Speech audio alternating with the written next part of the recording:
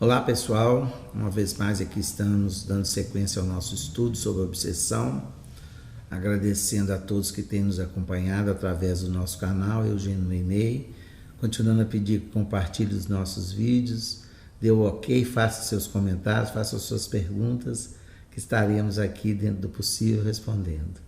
Rogando a Jesus que abençoe os nossos propósitos, nós vamos iniciar o estudo de agora, que é domínio magnético. É uma mensagem de instruções psicofônicas ditada a Chico Xavier pelo médico Dias da Cruz no dia 3 de março de 1955. Nas últimas duas nós tivemos a mensagem gravada que reproduzimos. Esta nós não temos a gravação original, está no livro.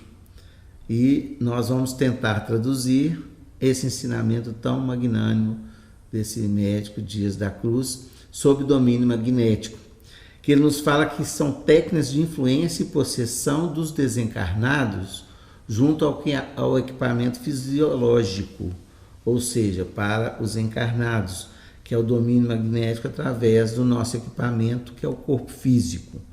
Então é um assunto bem interessante. E ele começa a fazer uma comparação, como ele sempre tem feito, sobre a ciência humana, né, sobre os estudos, né, científicos que a ciência vem desenvolvendo através dos tempos, e ele compara esse domínio magnético como um espetáculo de hipnotismo, que era muito comum, né, naquela época, principalmente na época da codificação, isso existia muito. E ele fala dos efeitos do fluido magnético, né, no campo mental do paciente. Então é uma hipnose que é de um fluido magnético que vai atingir o campo mental do paciente, né, e que esse paciente se torna um voluntário, né, que aceita o comando, que são os casos de hipnose, né, o agente, né, e o sujeito, que é o paciente no nosso caso. Bom, aqui os estudos sobre magnetismo, nós vamos ver que ele começa com o Mesmer, é um grande estudioso do fluido magnético, né? Ele nasceu em 1734, formou-se em Viena em 1759 em medicina e começou a fazer suas experiências com fluido magnético ou fluido animal, como na época dizia alguns, né? Ou ele mesmo, sobre as suas experiências. E até chegar ao fluido magnético, ele fez uma experiência em 1773 com humanos. Ele fez um tratamento com uma parenta da sua esposa, no que se encontrava muito debilitada, e obteve grandes resultados. Então ele aprofundou os estudos, foi para a França para que pudesse aprovar essa tese e essa influência do fluido magnético, que teve a sua rejeição em primeira instância. Depois que ele desencarnou, outra comissão na França aprovou os estudos de Mesmer. E Kardec, na época da codificação, ele cita, né, no Livro dos Médiuns, sobre a questão do magnetismo, sobre a questão das curas, sobre a influência, sobre médiuns, enfim, sobre esse tema tão fascinante que é o magnetismo. Mas ele cita que já existiam estudos bem aprofundados, né, que poderia servir de base para os estudiosos da época, todos nós que queremos entender mais de magnetismo. Bom, então é uma possibilidade aprovada pela ciência, né, e experimentada no caso daqueles que trabalham com a hipnose no campo científico. E o domínio magnético, nas instruções psicofônicas, nos traz um relato muito interessante sobre a questão da aura psíquica, que nós já tivemos a oportunidade de falar anteriormente, né? E o domínio magnético é a justaposição, né, da aura das criaturas, que oferece essa passividade, ou seja, aceita o comando. Os espíritos que procuram um processo obsessivo, eles, através da aura psíquica, que é um feixe de energia, podemos assim dizer, ou uma energia circulante, vai atingir as energias e pode até sugar as energias e assenhoram-se das zonas motoras e sensoriais. Segundo Dias da Cruz nos explica que sobre esse influxo, né, sobre essa justa posição da aura psíquica, os espíritos de ordem inferior podem sugar as energias de um encarnado, assenhorando também das suas zonas motoras e sensoriais, como nós vamos poder observar na gravura aqui do livro Passes e Curas Espirituais de Venefredo de Toledo, só para a gente ter uma ilustração. O Venefredo tem um trabalho muito bonito sobre a questão do magnetismo e da aura psíquica para o trabalho de paz, que vai servir de ilustração para essa explicação. Então, a primeira figura é o homem com as suas energias, uma aura se expandindo, e a segunda figura nós vamos ver uma aura doente, em desequilíbrio, só para a gente ter uma ideia de como isso iria funcionar. Então, o importante para a gente registrar é essa justa posição que é possível da aura psíquica, como nós falamos também anteriormente, sobre o fenômeno da simbiose, da irradiação das auras, né? E o espírito vai aproximar e vai justapor e trabalhar essas energias até assenhorar-se da questão sensorial, né? Das motoras e sensoriais. E o que Dias da Cruz nos explica? Esse processo vai acarretar, muitas das vezes, o que ele chama de enfermidades imaginárias. E usa até um termo atual, com possibilidades virtuais de concretização e manifestação. Ou seja, essa doença que inicialmente se forma de uma coisa da imaginação, ela não está efetivada. O que é a obsessão? Ação persistente. Então pode concretizar essa manifestação da doença no corpo físico, né? Que vai ser catalogado na patogenia comum, que ele dá alguns exemplos para que nós possamos entender. Ele fala da neurastenia, que esse termo é utilizado para indicar exaustão física e psicológica, fraqueza, nervosismo, irritabilidade também, né, que fica com a sensibilidade aumentada, causando até humor depressivo. Às vezes, então, pode estar, a depressão pode estar radicada, né, nessa influenciação através de um domínio magnético. Cita também a loucura. A loucura é tratada muito bem por Kardec, na sua obra, e ele fala no Livro dos Espíritos, no capítulo 15, que a loucura tem por causa primária uma predisposição orgânica do cérebro. Ou seja, né, é reencarnatório essa predisposição, como as doenças que a gente observa, muitas delas são de ordem da predisposição que cada um tem, o que torna mais ou menos acessível a determinadas impressões. Então, uma pessoa que tem a predisposição orgânica, ela se torna mais acessível dessas impressões também fluídicas. E também, havendo essa predisposição à loucura, ela se manifestará com o caráter da preocupação principal do indivíduo. Então, muitas pessoas enlouquecem quando se tem uma preocupação que o domina, né, efetivamente, o que ele fala que tornará uma ideia fixa. Então, uma ideia fixa pode levar uma pessoa à loucura, ela tendo a predisposição orgânica pelo cérebro. E nós já estudamos fixação mental, né, que pode durar até após o desencarne. Então, essa é a explicação de Kardec para um dos sintomas. Distúrbios gastrointestinais, que é do sistema digestivo, o estômago, esôfago, intestino, cólon, reto, enfim, pâncreas, fígado, que cuida dessa parte do sistema digestivo. Então, Dias da Cruz nos informa que esse domínio magnético, através desse fluido, dessa energia, ela pode ser sugada ou pode ser transformada no próprio corpo físico através da ação magnética dos espíritos, gerando doenças que são muitas vezes imaginárias, mas devido à ação persistente, essa possa efetivar no corpo físico, como essas que nós falamos: a neurastenia, a loucura, os distúrbios intestinais, gastrointestinais.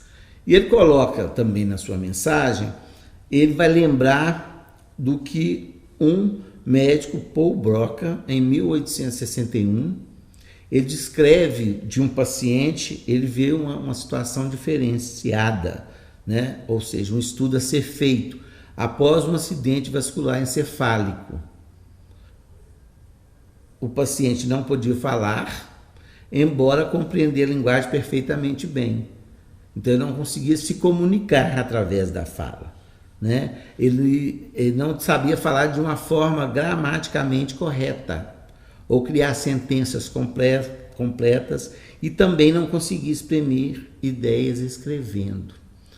Isso aí deu origem a um estudo científico que, Dias da Cruz, coloca o domínio magnético pode causar o mesmo sintoma que ele registrou pelo lado de um acidente vascular encefálico. Isso Dias da Cruz afirma nessa mensagem para a gente ter uma ideia a que grau pode chegar esse domínio. E até ficou conhecido como, né, o local da fala, onde Broca estuda, que está no hemisfério esquerdo do cérebro. Então, Dias da Cruz ele dá uma referência científica muito positiva para o nosso entendimento sobre a questão do domínio magnético, causando enfermidades, né, e neutralizando energias num processo obsessivo que pode levar a pessoa até a falência dos órgãos. Aqui nós vamos apresentar um caso, que o exemplo que André Luiz já vive, né? Nós trazemos um caso que está nos domínios da mediunidade, da obra, né, André Luiz, da série André Luiz, A Vida no Mundo Espiritual, um livro publicado em 1955. O interessante é que é publicado no mesmo ano do Instruções Psicofônicas, que é André Luiz observando um grupo mediúnico em trabalho para os seus estudos. E, segundo nos revela posteriormente, Arnaldo Rocha e os amigos que ali frequentaram com ele, que justamente era onde André Luiz fazia seus estudos também em termos da mediunidade, evidente alterando o nome dos personagens e locais para que não pudesse ser identificado na época, que era um trabalho ainda em desenvolvimento. Mas a gente vai observar que muita coisa que traz nas Instruções Psicofônicas conta com a experiência de André Luiz, principalmente nesse livro dos domínios da mediunidade, que foram editados no mesmo ano.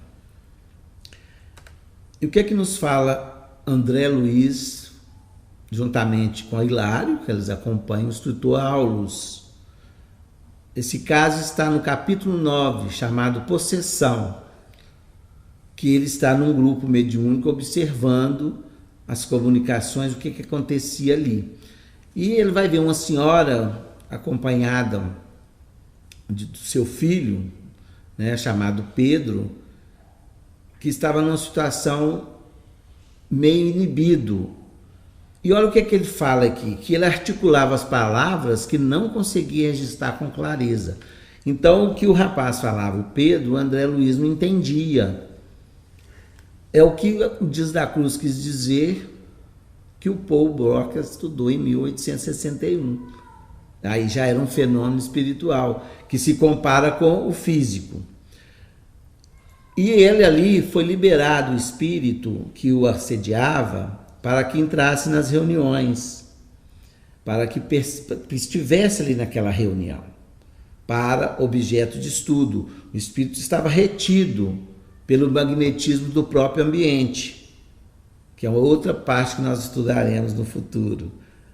Então ele não conseguia entrar no salão de trabalhos mediúnicos, mas foi autorizado para que André Luiz fizesse um estudo do que ele chamou da epilepsia, né, que é tratada no orbe terreno pela ciência. A epilepsia chama epilepsia clássica. Então, ele já estava envolvido. E então, assim que libera o espírito, ele aproxima do Pedro e fala o seguinte: o insensível perseguidor como que se entranhara no corpo da vítima. Aí nós vamos lembrar do estudo que Dias da Cruz já nos traz, né? Aura a aura. Há uma justaposição na aura psíquica do paciente ou do obsesso, né? Do obsediado. E o que falava? Que ele pronunciava duras palavras, mas que não eram externadas, porque as funções sensoriais do Pedro estavam todas bloqueadas, um estado deplorável. É o que Dias da Cruz nos explica, essa justaposição da aura, muitas vezes tomava a questão sensorial, então ele não conseguia se manifestar. E tinham repreensões injuriosas, que o caso era de vingança, né? E não conseguia exteriorizar nada através das cordas vocais do Pedro, que era a vítima, nesse momento, né? Daquela influência negativa aí, que ele tinha aquelas contorções, que a gente vê muito em estado de epilepsia. Então ele se contorcia devido àquela injeção de energias deletérias, né, que o imobilizava. E ele vai explicando a parte física do fenômeno, né, que o córtex cerebral tinha uma massa escura, fluídica, era invadido por essa massa escura. E ele não tinha mais capacidade de ter domínio de si mesmo, devido a essa aproximação, a esse domínio magnético que já tinha sido estabelecido há mais tempo. Ali o André Luiz só estava registrando o fenômeno, né? Todas as células do córtex sofrem o bombardeio de emissões magnéticas de natureza tóxica. Então todo era intoxicado, né? Os centros motores estavam desorganizados. Por isso que a pessoa entra em convulsão. Muitas vezes o domínio magnético, devido a esse descontrole e essa absorção de energias negativas que é emitida e que é feita essa simbiose, a pessoa perde o controle sensorial e motor. E ele ainda fala mais. O cerebelo estava empastado de fluidos deletérios. Então, ele perdeu a capacidade de governar-se. E aí foi questão da memória. Será que ele lembrava de tudo? Normalmente, no estado convulsivo, a pessoa não lembra mais. Ela retorna à sua governança do corpo físico, mas não lembra. Por quê, né? Porque toda essa ligação, a comunicação é cortada. Ele fala em termos da matéria densa, em termos do espírito reassumir a própria condição de governar o corpo físico, mas em espírito ele vive momentos, né, difíceis, particularidades, né, de uma situação em que eles se encontram. Então ele enriquece o patrimônio das próprias experiências. Então não registra fisicamente, porque corta essa comunicação ou impossibilita, mas na memória espiritual aquilo está registrado, porque faz parte do aprendizado, né? O círculo de oração projeta o impacto de energias balsâmicas e construtivas sobre os perseguidores e perseguidos que se conjugam na provação expiatória. Olha o que André Luiz nos fala. Nós, lendo o capítulo, a gente vai ver a assistência espiritual que passa a ter para neutralizar aquelas energias deletérias, renovando-se o socorro para o Pedro, que era o paciente. O que falou o círculo de oração era aquela equipe mediúnica que orava a Jesus para o socorro aos sofredores, como é todo o objetivo de uma reunião de desobsessão. e era uma expiação por qual ele passava, mas ele precisava de ajuda, como o próprio Aulus falava, porque André Luiz faz muitas perguntas, muitos questionamentos sobre aquela situação. Então, o que Aulus explica? O espírito foi afastado devido à ação magnética favorável, para que pudesse desfazer aqueles laços espessos, escuros, né, que da justa posição da aura psíquica, para desligar o espírito do Pedro, para que ambos pudessem receber a assistência. O que ele fala sobre o trabalho? Aqui no livro cita até incorporação, que hoje a gente já usa como passividade ou psicofonia, né? Como o Arnaldo mesmo chamou o livro de instruções psicofônicas. Até tem um relato dele que fala que isso deu muita burburinho, porque ficou parecendo um termo novo, mas é o termo correto, porque antes se usava muito o termo incorporação ou possessão, como até o título do capítulo que nós estamos estudando, para designar esse fenômeno, mas a gente já está entendendo que é através da aura, né? Então, a incorporação medianímica efetua a transferência das entidades depravadas ou sofredoras. Então, há uma transferência dessas entidades que está num processo obsessivo, ligado, como a gente viu pelo domínio magnético, a uma pessoa encarnada. O que há? Uma transferência dela para o médium, que vai desalojá-las do ambiente ou do corpo de suas vítimas. Então, muitas vezes, um obsessor ele não está diretamente imantado somente na aura psíquica de alguém. Ele está ali sob um domínio magnético num ambiente, qualquer ambiente que seja ele. Nós já estudamos alguns casos aqui. Então, o que é a função medianímica? É justamente, através do influxo magnético favorável, desligar essa entidade do ambiente ou daquela pessoa que ele está obsediando e levar um tratamento. E ele ainda explica, fixando a curto prazo na organização fisiopsíquica dos médiuns. Então, o médium fica com aquilo permanente. É como se fizesse uma limpeza, uma catarse, né, naquele espírito, para que ele pudesse, pelo menos por um tempo, ter um pensamento renovado, ou uma ação renovada, né? Que busca a cessação da discórdia, do desequilíbrio e do sofrimento. Então, muitas vezes a gente entende que na reunião mediúnica é só conversar com os espíritos na doutrinação, esclarecimento. Mas, antes de tudo, existe todo esse processo, né, de alívio fluídico e magnético necessário, tanto para o paciente quanto para o espírito que está ligado a essa situação. Assim que André Luiz, aliás, Aulus explica André Luiz, né?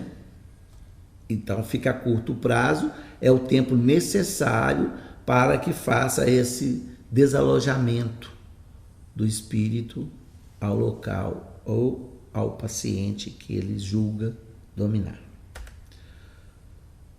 Bom, essa explicação sobre o domínio magnético, ele nos dá também a terapia.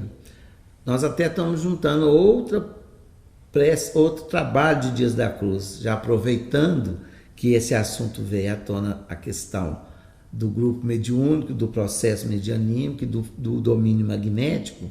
Qual que é a ação? O Dias da Cruz ele faz toda a comparação com a ciência. E ele cita o seguinte no início dessa terapêutica da prece, que é uma das lições que está nas instruções psicofônicas. Ele fala da psicanálise, da psicologia, para se reportar à prece. Olha que interessante. Ele fala que o tratamento da psicanálise, da psicologia, sobre a questão do desabafo, como uma medicação regeneradora. Esse contato com o profissional da psicologia leva o paciente a um desabafo. Ele chama esse desabafo como uma medicação regeneradora. E ele explica por quê. Eu achei bem interessante. A confissão do paciente vale por expulsão de resíduos tóxicos da vida mental. E o conselho do especialista idôneo age por doação de novas formas, pensamentos, no amparo do cérebro enfermiço. O que Dias da Cruz nos fala aqui? Que esse contato com o profissional, né, idôneo, como ele explica bem aqui, um especialista idôneo, ou seja, respeitável, consciente do próprio trabalho, vai induzir, vai ajudar aquela pessoa, a partir do momento que ele joga tudo para fora, a estabelecer nova linha de pensamento, que ele chama de formas pensamentos, que é bem mais profundo. Aqui ele dá uma forma ao pensamento, não é só uma energia. Quando tem forma, né, a gente imagina que tem vida, que existe, é concreto, formas pensamentos de um cérebro enfermiço. Aí por isso que ele coloca essa questão do desabafo como uma questão regeneradora, uma medicação. E ele faz uma comparação em seguida com a prece. Então ele fala que a gente tem que ficar atento a esses casos de desarmonia espiritual, que são quase sempre influenciações conscientes ou inconscientes das entidades infelizes, desencarnadas ou encarnadas, que se nos associam à experiência cotidiana. Olha o que ele fala, esse domínio magnético, essa influenciação que nós recebemos, pode ser de encarnado ou desencarnado que estão nos acompanhando na experiência terrena atualmente. E que estão fazendo essa simbiose energética.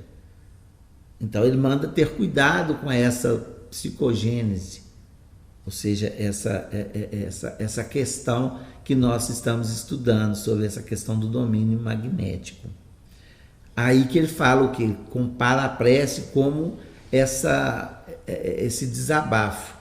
Recorramos à prece como elemento de ligação com os planos superiores, exorando o amparo dos mensageiros divinos, cujo pensamento sublimado pode criar, de improviso, novos motivos mentais em nosso favor ou em favor daqueles que propomos socorrer. A instrução para o grupo mediúnico. Novos motivos mentais de improviso.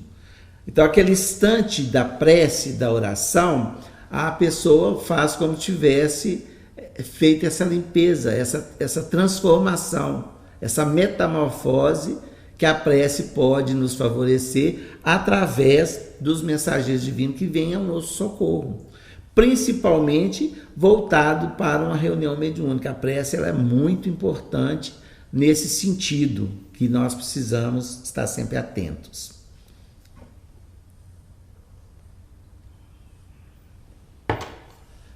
Então, esses motivos mentais, a oração vai sempre ser um recurso favorável, tanto para a gente, quando a nossa necessidade constante de estar em oração, vigiar e orar, quanto também aquele a gente se propõe a socorrer, principalmente na tarefa da desobsessão.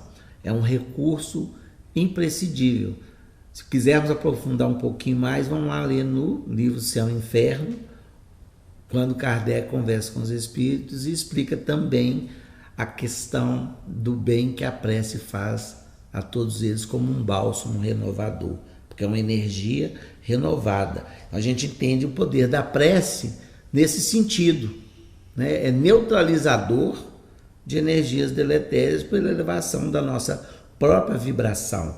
E também quando endereçamos essa energia para alguém que naquele momento necessita ou nos é caro ao coração, ou como o próximo que a gente deve amar sempre.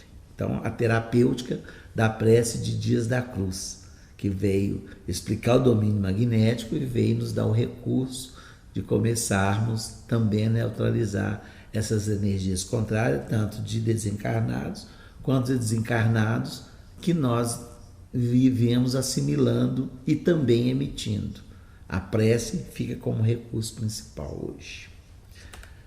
E vamos terminar o nosso estudo com a epístola de Tiago hoje, que foi utilizada nessa lição por Dias da Cruz, que é o capítulo 5, o versículo 16 dessa epístola universal, quando ele nos diz bem claramente o que Dias da Cruz nos explicou.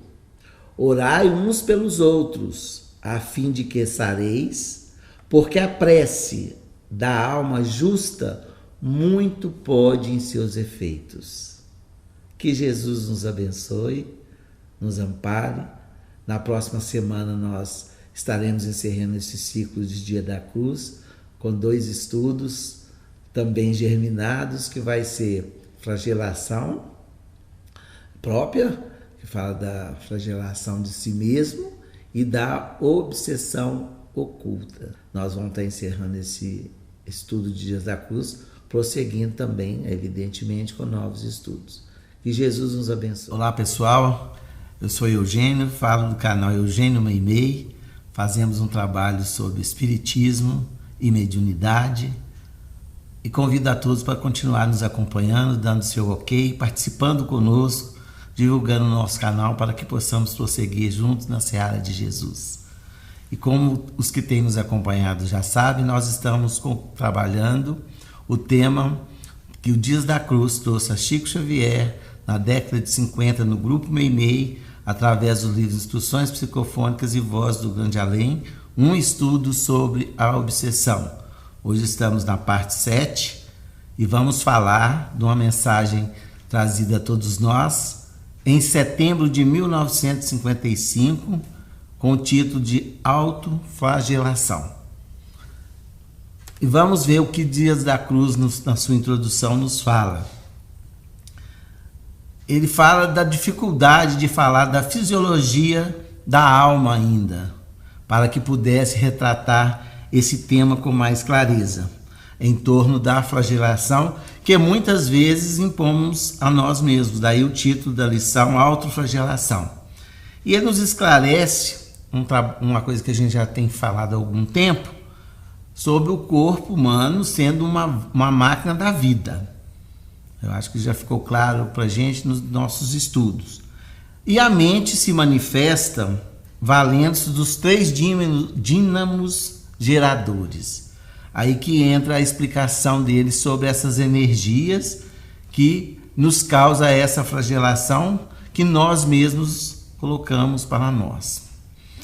Então, para que a gente possa ter uma compreensão breve do que o Dia da Cruz vai nos mostrar, vamos conhecer um pouco o que é o dínamo, né? Uma fala leiga, mas que dá para a gente compreender perfeitamente a associação que o Dias da Cruz faz na lição da noite de hoje. É constituído por um ímã, chamado magneto também, que provoca um campo magnético à sua volta. E de uma bobina, que é um dispositivo capaz de armazenar a energia em forma de campo magnético. Então ele trata aqui da questão da energia e do próprio magnetismo envolto no ímã, que forma esse dínamo, que se torna um aparelho que gera uma corrente contínua, que ele converte a energia mecânica, que é todo o corpo que tem a capacidade de produzir um trabalho, que gera essa energia mecânica, em energia elétrica, através da indução eletromagnética. Aí que gera essa potencialidade do dínamo, que gera energias tanto elétrica e um campo magnético. Então, por isso que ele fala que esse corpo funciona como esse dínamo, que produz essas energias e que induz essas energias, que gera o campo energético e magnético. Né? Semana passada nós estudamos a questão do domínio magnético, já vai associando os estudos aí, que vai facilitando cada vez mais a nossa compreensão. O que Dias da Cruz nos fala sobre a fisiologia humana, para que a gente possa entender a fisiologia da alma? Ele coloca o ventre é o dínamo inferior. Vamos guardando essas falas. O tórax é o dínamo intermediário. O cerebelo é o dínamo superior. Então ele classifica no corpo humano 3 dínamos com as funções de energia que nós vamos ver. O ventre é o dínamo inferior, o tórax intermediário e o cerebelo o superior. Vamos ver o mecanismo desse dínamo. O que ele nos fala? O primeiro recolhe os elementos que eles são fornecidos pelo meio externo, ou expresso na alimentação usual, que é o do ventre. O segundo, que é o do tórax, ele recebe o material produzido, essa energia produzida pelo ventre, ou seja, pelo aparelho digestivo todo, né? Com os recursos nutritivos do ar atmosférico. Já entra a respiração. Olha a importância da respiração. E transmuta em líquido dinâmico. Ora, aí já nos fala da transformação dessas energias do ventre para o tórax, né? Nesse processamento. E o terceiro, ele vai apropriar-se desse líquido, gerando corrente de energia incessante, que é a função do dínamo, gera energia contínua. Então há uma transformação de energia, por isso que ele classifica os três como os dínamos da fisiologia humana.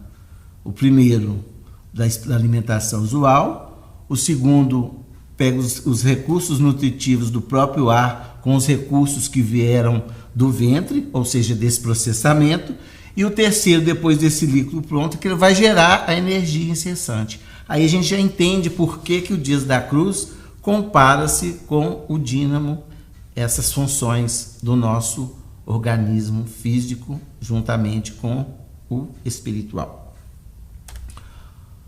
Ele ainda fala mais. No ventre, detemos a produção do quilo, que é aquela parte aquosa, né? Aquela parte, aquela transformação do alimento. No dínamo do tórax, presenciamos a metamorfose, ou seja, a transformação do quilo em glóbulo sanguíneo, o segundo passo dessas energias.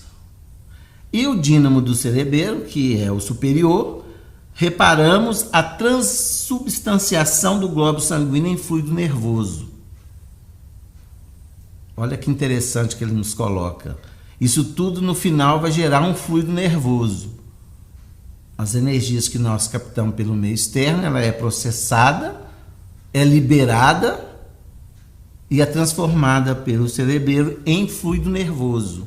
Aí que a gente entra na questão do tema da noite. E o Dias da Cruz ainda nos acrescenta mais. O córtex encefálico. Vocês podem ver na figura, está bem explícito aí. Ele representa a sede do espírito. Olha a conotação da importância aí do espírito com uma energia disponível. Em que o eu coordena as suas decisões e produz energia mental, com que governa os dínamos geradores. O que ele nos fala? Aqui no córtex encefálico, onde a sede do espírito, ou o eu verdadeiro, que existe ali, ele chama isso até de uma secretária. É como se fosse uma secretária utilizando os recursos. Na lição ele cita esse exemplo, né? E são ali a sede das decisões. O que eu vou fazer com essa energia? E gerencia o dínamo, ou seja, vai fornecer também energia transformadora, criando essa energia elétrica e criando o campo magnético, que é a aura psíquica, que nós já falamos em outras lições. Bom, aprofundando um pouco mais, ele vai trazer para a gente o resultado disso tudo. O tema nosso é a autoflagelação. Nesse campo energético que ele nos expõe aqui. Então, o que ele nos diz ainda? Falando de energia.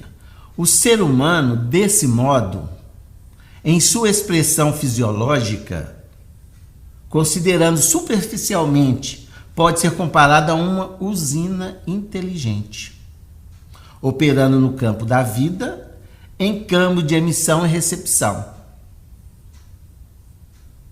Uma usina inteligente que no campo da vida utiliza a emissão, ou seja, de energias, e a recepção de energias, ou seja, de assimilação e geração de energia. Nesse mecanismo que ele expõe e compara com o dínamo nessas 3 fases de transformação da energia. Nós estudamos atrás também, não podemos esquecer, sobre os chakras e os plexos, que está totalmente interligado com esse processamento dessa energia, ou essa distribuição de energia, e essa geração de energia, porque é um processo, né, de mão dupla. Correto, pessoal? E ele fala mais um pouco a questão da força mental. Aí ele chama, a partir desse processo, força mental em ação contínua. O que o dínamo produz é isso. E ele depende nos mínimos atos da existência. Isso não é uma coisa, vamos dizer, consciente, ela é, mas não é percebida, né? A gente não sabe desse processo quando a gente está gerando essa energia. É do ser humano, é da constituição, né, fisiopsíquica do ser humano. E através de múltiplos fenômenos da atenção que assimilamos nas experiências diuturnas, ou seja, as nossas experiências que vão determinar essas energias, atuando sobre as criaturas e coisas. Achei tão interessante essa afirmação do Dias da Cruz, falando que é sobre as criaturas e coisas. Nós estamos falando de energia mental que nos cercam e sendo por elas constantemente influenciadas. Olha a simbiose que nós falamos anteriormente quando falamos de vibrações. Olha a influência que nós falamos dos espíritos em nossa vida. Aqui ele explica sobre essa força mental em ação contínua no universo, que atuam sobre criaturas e coisas. Eu fiquei pensando, qual o mecanismo que nós vamos entender isso com mais clareza? Aí eu busquei o livro Nos Mecanismos da Mediunidade, do André Luiz, da série A Vida no Mundo Espiritual. E o interessante é que a gente acha o mesmo termo que Dias da Cruz especifica no final desse processo energético, que é o fluido nervoso, que é gerado depois pelo cerebelo, colocando a energia disponível pela vontade do espírito. Que interessante, né? Olha o que André Luiz fala em Mecanismos da Mediunidade, no capítulo 20, sobre psicometria. Lembrando que Dias da Cruz fala que essa energia atua sobre criaturas e coisas. Vamos ver o que André Luiz nos conta. O fluido nervoso ou força psíquica, a desarticular-se dos centros vitais, incorpora-se aos ais de energia mental exteriorizados. Ela sai dos centros de forças pela força da energia mental e se exterioriza. Olha um mecanismo claro aí para a gente. Neles configurando o campo de percepção que se deseja plasmar. Ao desejo, à vontade, ao espírito atuando. O que eu quero plasmar com essa energia? Segundo a direção da vontade. A gente parece que fala direção, que a gente vê energia direcionada. E o que é direção? É amor espiritual que se dirige a alguém que se escolheu ou preferiu. Os termos de André Luiz são perfeitos. Então é um desejo, eu plasmo e vou encaminhar, né, para alguém. Essa classificação não é de André Luiz, é do dicionário, mas que cabe perfeitamente, evidentemente, na nossa reflexão, que é o poder da vontade. Ela vai ter direção, aí ela estabelece as leis da simpatia, também estudada já por nós, conferindo ao espírito novos poderes sensoriais. Olha o que ele nos fala. Dessa forma, nos confere, né, ao espírito novos poderes sensoriais. Então essa energia, ela é uma energia poderosa e energia de relação, que é o chamado o fluido nervoso, que Dias da Cruz nos explica claramente como ele é gerado através dessa lição da noite de hoje. E ele caminha um pouquinho mais, André Luiz. Do domínio da energia elétrica, a indução significa processo através do qual um corpo que detenha propriedades eletromagnéticas pode transmiti-las a outro corpo sem o contato visível. Olha a função do dínamo. André Luiz fala isso no capítulo 4, Matéria Mental, Indução Mental do Mecanismos da Mediunidade. Ele detém propriedades eletromagnéticas, pode transmitir a outro corpo sem o contato visível. Aí a gente vai entender o que ele nos fala, que tem atuação entre pessoas ou criaturas e coisas ou objetos. E nós sabemos que a psicometria é a capacidade da percepção energética de um objeto, né, histórico ou qualquer objeto, que é impregnado pelas energias daquele que emite ou utiliza, e o médium tem a condição de perceber. Futuramente podemos estudar isso com mais clareza. Então André Luiz vem completando para a gente, ou exemplificando, aquilo que Dias da Cruz nos explica nesse capítulo, a autoflagelação. Aí ele vai para os poderes mentais de indução. Esse anterior ele nos fala da matéria, que é o que nós estudamos sobre o dínamo. Aí ele vai para a questão espiritual aqui no mecanismo da mediunidade. No reino dos poderes mentais, a indução exprime processo idêntico. É o que Dias da Cruz falou, o dínamo funcionando. Porquanto a corrente mental é suscetível de reproduzir as próprias peculiaridades em outra corrente mental que se lhe sintonize.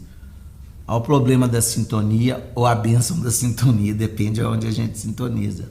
A sintonia, a gente pode dizer o quê? Que é uma identificação. Então a gente se identifica com correntes mentais ou matérias mentais aí expostas para todos nós no universo, meu Deus.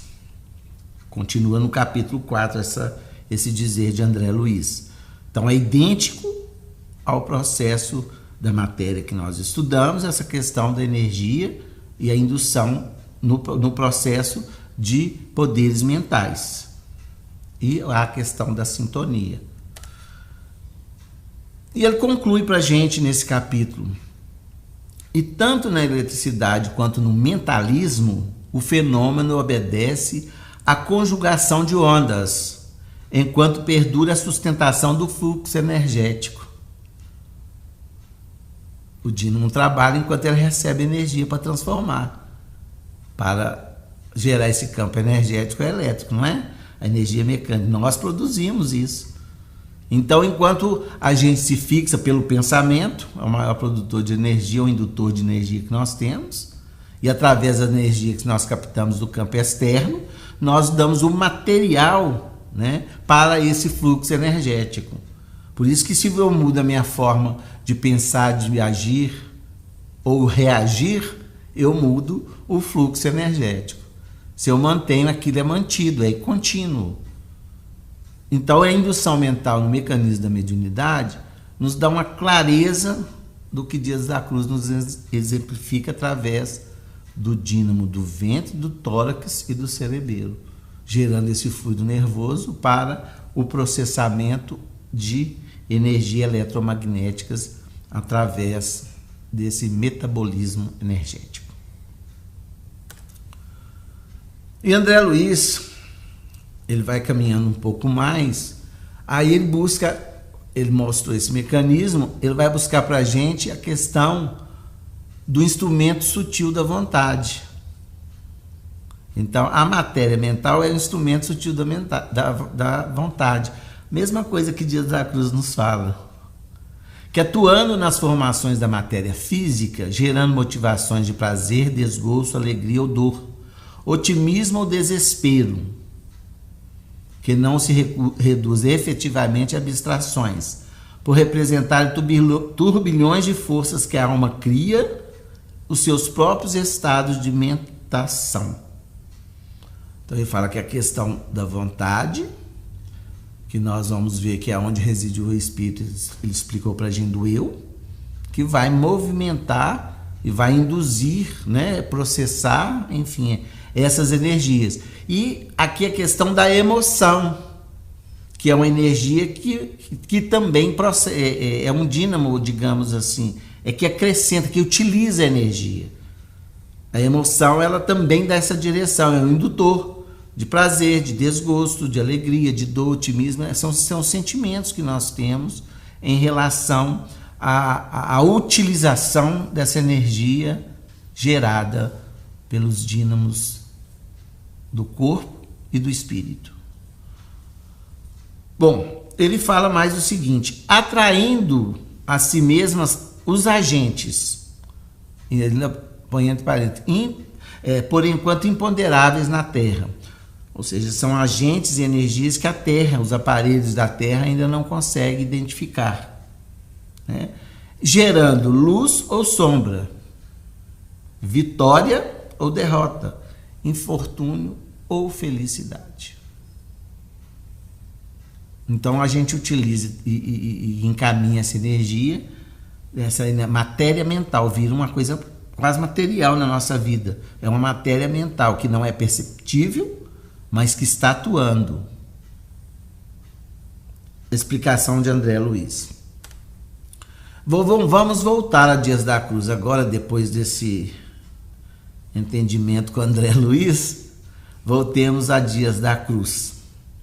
Aí ele vai explicar o que é uma autoflagelação, em cima desta explicação magnífica que ele nos traz. Toda vez que nos tresmalhamos na cólera ou crueldade, contrariando os dispositivos da lei de Deus, que é o amor, exteriorizamos correntes de enfermidade e de morte, que, atingindo ou não o alvo de nossa intemperança, se voltam fatalmente contra nós, pelo princípio inelutável da atração que podemos observar no ímã comum. Olha o dínamo de novo aqui.